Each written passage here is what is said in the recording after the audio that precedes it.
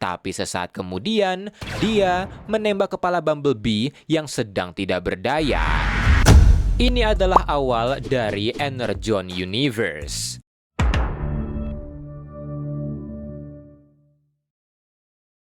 Di sebuah bar, Sparky Witwicky yang sedang mabok untuk melupakan masa lalunya didatangi oleh Spike anaknya yang khawatir padanya. Melihat Spike membawa peralatan Jimmy, kakaknya yang sudah tewas, Sparky menanyai apakah dia ingin melihat bintang yang dibenarkan oleh Spike karena hanya inilah kegiatan yang mengingatkannya akan Jimmy. Dengan sinis, Sparky bertanya kenapa dia ingin mengingatnya, padahal yang terbaik adalah melupakannya. Tak lama kemudian, Davy, rekan kerja Sparky, datang untuk menjemputnya, sementara Spike pergi dengan Carly, teman sekaligus anak dari Davy, di mana mereka pergi ke Hangar Rock untuk melihat bintang. Tapi ketika mereka sedang mempersiapkan teleskop, gempa bumi terjadi, membuat pijakan mereka runtuh, dan mereka berdua pun terjatuh. Tapi yang mengejutkan, mereka terjatuh ke dalam nozzle pesawat raksasa bernama The Ark yang tertimbun di Hangar Rock selama ratusan tahun. Dan yang lebih mengejutkan, Spike tidak sengaja menemukan sekumpulan robot raksasa yang nampaknya tidak aktif. Tak lama kemudian, pesawat yang berubah menjadi robot datang, di mana robot atau transformer ini bernama Jetfire, dan Jetfire meminta maaf kepada rekan-rekannya karena dia tidak punya cukup energon untuk membawa mereka pulang, dan energonnya hanya cukup untuk membuat gempa agar dia bisa menemukan mereka. Setelahnya, Jetfire mengaktifkan Teletran One, komputer The Ark, untuk mengaktifkan lagi rekan-rekannya, serta memberikan mereka bentuk dari kendaraan bumi. Besi-besi di sana pun mulai bergerak untuk merekonstruksi ulang para Transformer yang membuat Spike dan Carly panik. Tapi sialnya, Transformer pertama yang bangkit adalah Starscream yang langsung berterima kasih pada Jetfire. Tapi sesaat kemudian, dia menembak kepala Bumblebee yang sedang tidak berdaya. Jetfire pun bingung apa yang dia lakukan. Starscream memberitahu kalau mereka sedang berperang, tapi karena Jetfire terus menahannya, Starscream pada akhirnya menembaknya. Dia memberitahu Jetfire kalau simbol Autobots ini menandakan orang jahat, tapi saat Starscream berniat membunuh Jazz, Optimus yang aktif segera menghentikannya. Dia membanting Starscream dan merasa ada kesempatan kabur. Spike dan Carly berusaha kabur, tapi Optimus melihat mereka yang membuatnya bingung makhluk apakah mereka. Ketika Starscream bangkit dan menyerang, Optimus berusaha melindungi kedua remaja itu, dan untungnya Ratchet yang aktif juga segera datang membantu.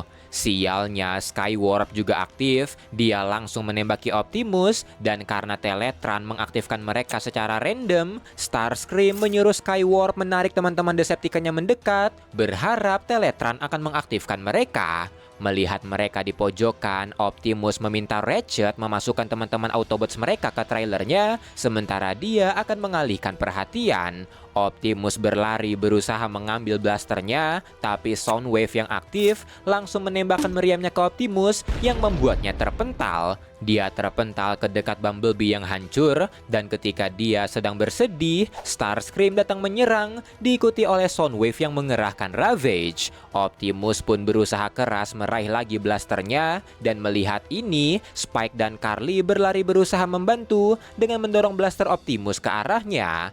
Optimus langsung menembak Ravage setelah meraih blasternya, dan ketika berhasil lepas dari cengkraman Starscream, melihat Teletran ingin mengaktifkan reflektor dan Thundercracker, Optimus meminta maaf sebelum menghancurkan Teletran dan kabur bersama Spike, Carly, serta Ratchet. Starscream dan Skywarp pun berusaha mengejar, tapi karena Jetfire membantu dan energon mereka juga menipis, Optimus dan kawan-kawan berhasil kabur menuju tambang terbengkalai. Di sana, Jetfire meminta maaf karena dia tidak tahu kalau mereka tengah berperang. Dia pergi sebelum itu terjadi, tapi ketika Optimus ingin menyelamatkan mengingatkannya menggunakan Matrix of Leadership, Ratchet melarang itu yang membuat Jetfire pada akhirnya tewas. Di sisi lain, karena Teletran rusak parah dan tidak bisa lagi mengaktifkan para Decepticon, Soundwave menyuruh Starscream mencari sumber daya yang membuatnya berakhir di pembangkit listrik tempat Sparky bekerja. Melihat Starscream, Sparky, dan Davy terkejut yang membuat Davy berusaha kabur, tapi Starscream yang melihatnya segera meraihnya sebelum meremukkan tubuhnya. Di sisi lain, Optimus yang melihat pemandangan bumi terkesan akan keindahannya, tapi sedih akan kerentanannya. Setelahnya, Optimus dan Spike duduk ngobrol, membicarakan asal nama mereka serta Cybertron, planet asal para Transformer yang terpecah karena perang. Itulah yang membuat faksi Autobots-nya terpaksa meninggalkan planetnya, tapi karena pertempuran di tengah jalan, pesawat mereka terjatuh ke bumi. Tak lama kemudian, Cliff Jumper aktif yang membuat Optimus senang dan mereka pun kembali ke tambang di mana Ratchet memberitahu kalau dia bisa mengaktifkan lagi para Autobots, hanya saja mereka kehabisan energon setelah mengaktifkan Cliff Jumper. Optimus lagi-lagi berniat menggunakan Matrix-nya, tapi Ratchet kembali melarangnya karena Matrix itu terhubung langsung ke Life Force-nya dan mereka tamat apabila Optimus mati. Di pembangkit listrik, Sparky dan para pekerja di sana melaporkan kalau ada robot besar datang yang membuat pihak polisi tidak percaya sampai para Decepticon datang berniat menciptakan energon dari energi di sana. Di saat yang bersamaan, pesawat tempur Amerika yang dipiloti Duke dan Frosting tidak sengaja mendeteksi sesuatu di radarnya yang ternyata adalah Starscream, di mana serangan Starscream ini pada akhirnya membunuh Frosting yang membuat Duke memutuskan untuk mundur.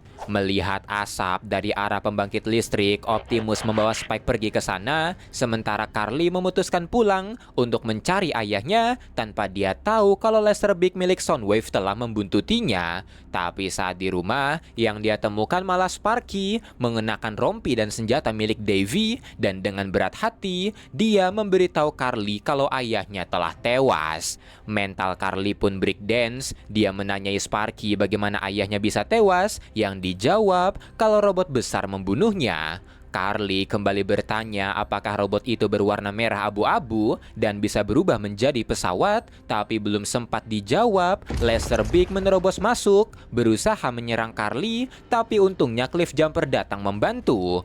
Tidak tahu kalau Cliff adalah robot baik, Sparky langsung menyerangnya sebelum dia pergi membawa Carly. Sparky membawanya ke bar Denny dengan teman-temannya telah bersiap di sana, dan karena masih salah paham, Sparky tetap menyerang Cliff yang datang dan membuat Skywarp tahu di mana mereka. Sparky dan The Gang pun langsung menembaki Skywarp, dan dari kejauhan terlihat ada Optimus dan Spike yang putar balik karena tidak ada orang di pembangkit listrik. Ketika Skywarp berniat membunuh Cliff Jumper, untungnya Optimus datang tepat waktu. Mereka duel, tapi karena masih salah paham, ketika Optimus unggul, Denny melepaskan bazooka ke arahnya yang membuat Skywarp berhasil menghancurkan tangannya. Melihat keduanya sibuk, Sparky meminta semuanya untuk menembak keduanya tanpa sadar kalau Spike berusaha menolong Optimus yang pada akhirnya membuatnya tertembak.